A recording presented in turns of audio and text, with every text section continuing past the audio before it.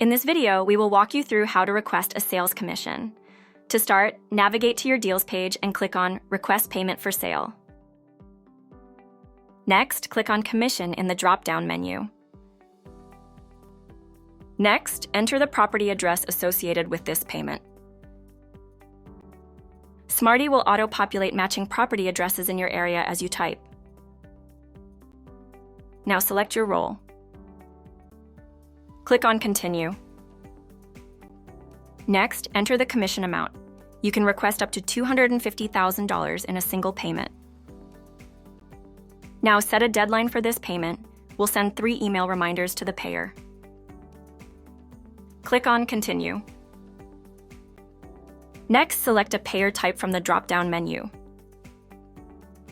Enter the payer's email address. The payer's name and the memo field are optional. After that, click on Continue. This page is optional. Click on Continue. Review and confirm the information you entered is correct and click on Request Payment. A commission payment request has been sent to the payer's email address. Click on Copy Link to text the request.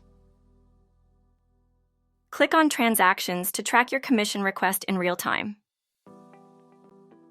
You will be notified via email, and the status of the payment will change depending when the payment is made.